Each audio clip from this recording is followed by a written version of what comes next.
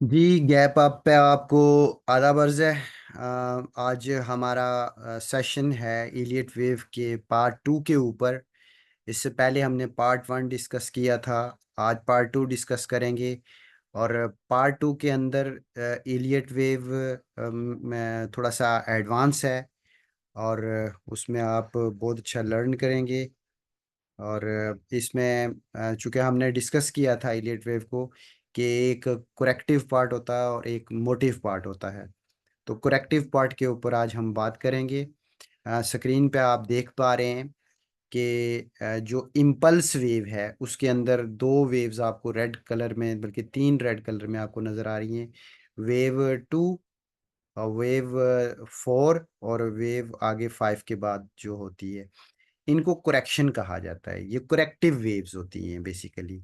Impulsive wave के अंदर भी करेक्टिव वेव्स होती हैं, जो कि बुनियादी तौर पर दूसरी और चौथी वेव जो होती है वो करेक्टिव वेव होती है। करेक्शन जो होती है वो बेसिकली दो तरह की है। एक है शार्प करेक्शन है, जो कि वी शेप में हमारे सामने मौजूद होती है। और दूसरी करेक्शन है साइडवेज। साइडवेज करेक्शन थोड़ी सी लंबी होती है और कॉम्प्लिकेटेड होती है। और अक्सर हमें चौथी वेव के अंदर हमें ये नजर आती है। अगर हम इसको कैटेगराइज करें करेक्टिव वेव्स को, तो हम किस तरह से देखेंगे? जिगजैग। जिगजैग में तीन तरह की इसकी कैटेगरीज हैं जिगजैग की। जिगजैग के अंदर सिंगल जिगजैग आएगा, फिर डबल जिगजैग आएगा, फिर ट्रिपल जिगजैग आएगा। और इसको सादा तरीकों से अगर आप समझना चाहें तो आपके जहन में होना चाहिए 5-3-5। एबीसी जो है वो बुनियादी तौर पर 5, और देन एबीसी तीन वेव्स, और देन सी वेव जो कि फिर पांच वेव्स पे मुश्तमिल होती है। उसके बाद फ्लैट है और आखिरी ट्राइंगल है। यानी कोरेक्टिव के अंदर जिगजैग, फ्लैट और ट्राइंगल है। और इनकी आगे से तीन तीन हिस्से आते हैं, जैसे जिगजैग के मैंने बताए। इसी तरह फ्लैट को अगर आप कैटेगराइज करेंगे तो फाइव के लिए आपने 3-3-5 का फार्मूला जेन में रखना है। यानी एबीसी एबीसी और फाइव वेव्स। और फ्लैट को हम तीन तरह से देखेंगे। रेगुलर फ्लैट होगा, एक्सपेंडेड फ्लैट होगा और रनिंग फ्लैट होगा। उसके बाद ट्राइंगल है जो करेक्टिव्स की तीसरा हिस्सा है। उसमें पांच एबीसी होंगे, तो हम ये कहेंगे कि मजमूई तौर पर ट्राइंगल 3-3-3-3 और 3 होगा। अब ट्राइंगल की भी तीन किस्में होंगी, आगे से तीन कैटेगरीज में आएगी। एक कॉन्ट्रैक्टिंग ट्रायंगल होगी, एक बैरियर ट्रायंगल होगी और एक एक्सपेंडिंग ट्रायंगल होगी। उसके बाद एक्सटेंशन वेरी इंपॉर्टेंट है। एक्सटेंशन हम पहले भी देख चुके होते हैं। एक्सटेंशन में आपकी कोई भी वेव, अक्सर तीसरी जो वेव होती है इम्पल्सिव, वो बुनियादी तौर पर एक्सटेंसिव वेव होती है। लेकिन ये जरूरी नहीं, पांचवी वेव भी एक्सटेंसिव हो सकती है, पहली वेव भी एक्सटेंसिव हो सकती है। जो वेव भी एक्सटेंसिव होगी वो थोड़ी सी बड़ी वेव होगी। इसी तरह बियर मार्केट के अंदर भी सेम फार्मूला है। तो लिहाजा याद रखने वाली ये है कि एक्सटेंशन वेव्स वेरी इंपॉर्टेंट होती हैं इलियट वेव के अंदर।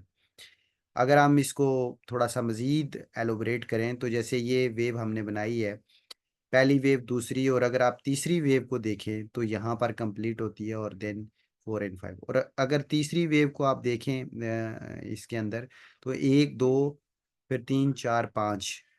और फिर अगर आप फिर उसके अंदर बीच में तीसरी वेव को देखें तो 1-2-3-4। यानी वेव्स के अंदर वेव्स और फिर वेव्स के अंदर वेव्स। और एक्सटेंशन वेव इंपॉर्टेंट होती है और फोकस्ड होती है। ये आपने जहन में रखना है। इलियट वेव के अंदर ट्रॉन्केशन वेरी इंपॉर्टेंट है जी, क्योंकि मार्केट अक्सर मैनिपुलेट करती है। और मार्केट की मैनिपुलेशंस को समझना बहुत ही ज़रूरी होता है। अगर आप मैनिपुलेशन नहीं समझेंगे तो सिर्फ अगर आप बेसिक रूल्स पे भी खड़े रहेंगे तो आप यकीनन किसी बड़े हादसे का शिकार हो सकते हैं। तो ट्रॉन्केशन भी एक इसी तरह की मैनिपुलेशन है इलियट वेव के अंदर। वो होता क्या है? होता ये है कि मार्केट रूल को फॉलो करते हुए पहली वेव बनाती है, दूसरी, तीसरी, चौथी और पांचवी वेव बजाय ऊपर बनने के वो तीसरी वेव के बिल्कुल बराबर बनती है। इसको ट्रॉन्केशंस कहते हैं। ठीक है, इस पे अब कभी मुफस्सल बहस हम बाद में करेंगे। ये एक चार्ट है डो जोन्स का, जो बहुत पुराना चार्ट है, जो वही ट्रॉन्केशंस का बता रहा है कि किस तरह से वेव यहाँ बनी और ट्रॉन्केशंस हुई और मार्केट मूव हुई है। उसके बाद डायगोनल है, ये बड़ा इंपॉर्टेंट पार्ट होता है डायगोनल। ये भी बुनियादी तौर पर पैटर्न है, लेकिन ये कोरेक्टिव पैटर्न नहीं है। ये मोटिव पार्ट का हिस्सा है डायगोनल। डायगोनल तीन तरह की होती हैं, एक एंडिंग डायगोनल, एक एक्सपेंडिंग डायगोनल है, और एक लीडिंग डायगोनल है। और इसको अगर आप देखें तो बहुत ही इंपॉर्टेंट चीज़ है। ये मैंने पहले आपको बताया कि ये मोटिव पार्ट का हिस्सा है। जैसे ये अक्सर आपको ट्राई टाइप, अब ट्राई एंगल और डायगोनल में फ़र्क करना भी ज़रूरी होता है। ये बड़ा ख़ास है, लोग मिक्स अप करते हैं चीज़ों को। तो ये बुनियादी तौर पर आपने अंडरस्टैंड करना है कि डायगोनल क्या है। ये बेसिकली 5 वेव्स बनती हैं। ये ABC बनता है 5 दफ़ा, 3 3 3 3 5 दफ़ा। तो ये ABCDE, इसको हम कैटेगराइज करते हैं, ठीक है जी। और अक्सर ये पांचवी वेव पे बनती है। कभी कभी चौथी वेव के अंदर भी, चौथी नहीं सॉरी तीसरी वेव के अंदर बन सकती है, ठीक है जी। अच्छा, ये एक चार्ट है जो कि बहुत पुराना चार्ट है, जो कि बताया गया है डो जोन्स का कि किस तरह से डायगोनल बनती है। डायगोनल की मैंने आपको कैटेगरीज भी बताई हैं कि एक्सपेंडिंग होती है, रेगुलर होती है, और इसके साथ साथ कॉन्ट्रैक्टिंग होती है। तो ये देखें, ये एक्सपेंड हो रही है आगे से, ठीक है जी। लीडिंग, सॉरी लीडिंग एक्सपेंडिंग, वो ये एक्सपेंडिंग डायगोनल, ठीक है जी। अब अम, जैसे हमने कुरेक्शन का बताया था कि कुरेक्शन शार्प भी होती है और साइडवेज भी होती है, और इसका मैंने डिटेल से बताया, जिग जैग, फ्लैट और ट्रायंगल, ठीक है जी। अब अगर हम जिग जैग पे देखें तो जिग जैग को सिंपल जिग जैग जो मैंने बताया था, ABC, 5 waves, then ABC, then C। और इसी तरह से डबल जिग जैग हमने डिस्कस किया था। डबल जिग जैग में क्या होगा कि एक जिग जैग बनेगा, फिर दूसरा जिगजैग बनेगा, लेकिन उनके दरमियान में जो ब्रिज होगा वो क्या चीज होगी जी? वो बेसिकली ABC होगा, ठीक है जी। W, X और Y, ये पैटर्न डेवलप करेगा जिगजैग जब बनेगा डबल जिगजैग। और मार्केट बहुत दफा डबल जिगजैग बनाती है, बहुत ज्यादा दफा।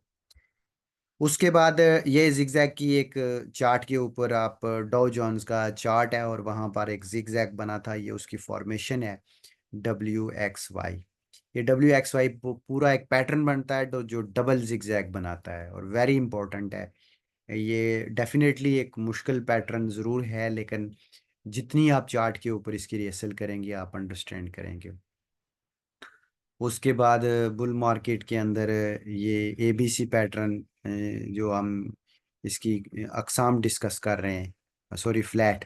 तो फ्लैट अगर आप देखें तो फ्लैट हमने क्या बताया था, 3 3 5, ठीक है, 3 3 5। तो ABC देन 5 वेव्स अगर आप देखें तो यहाँ पर ये पैटर्न आपको नज़र आ रहा है, ABC और देन 5। तो ये बेसिकली फ्लैट है। तो फ्लैट की ज़ाहिर है किस्में बताई थी हमने, ठीक है। एक्सपेंडेड फ्लैट को अगर आप देखें तो एक्सपेंडेड फ्लैट में मार्केट में जो बी है वो कंपैरेटिवली बड़ा है।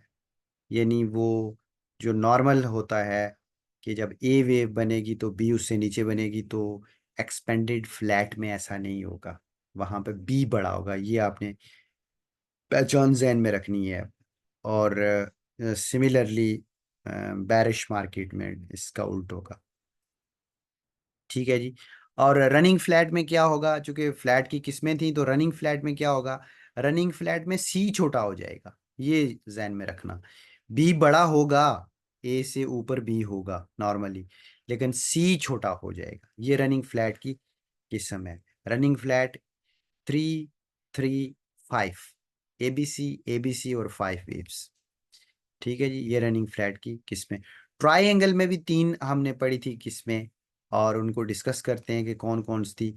एक कॉन्ट्रैक्टिंग ट्राइंगल थी, जिसमें हमने देखा था कि ट्राइंगल में हमने ABC देखा था जो 5 दफा बनता है, ठीक है।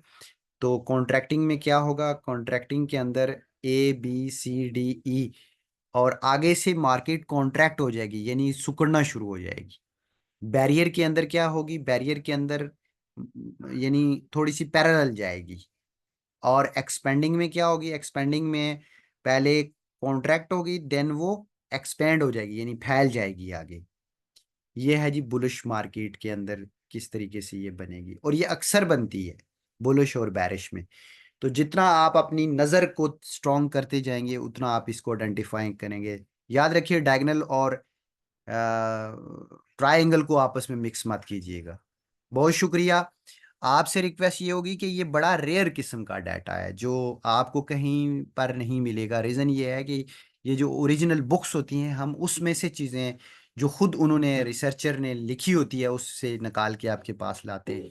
तो रिक्वेस्ट ये है आपसे कि चैनल को लाइक कीजिएगा, सब्सक्राइब कीजिएगा, व्हाट्सएप ग्रुप में शेयर कीजिएगा, क्योंकि आने वाला जो समय है वो यकीन जानिए टेक्निकल स्किल्स का है, टेक्निकल एनालिसिस का है, और ट्रेडिंग के अंदर जो एडवांस एनालिसिस है वो यही है, इसका है। लिहाजा इसको ज़रूर शेयर कीजिएगा, लाइक कीजिएगा, और चैनल को सब्सक्राइब करना बिल्कुल मत भूलिएगा। जुड़े रहिएगा हमारे साथ, हम लाते रहेंगे आपके पास इसी तरह का कॉन्ट्रैक्ट।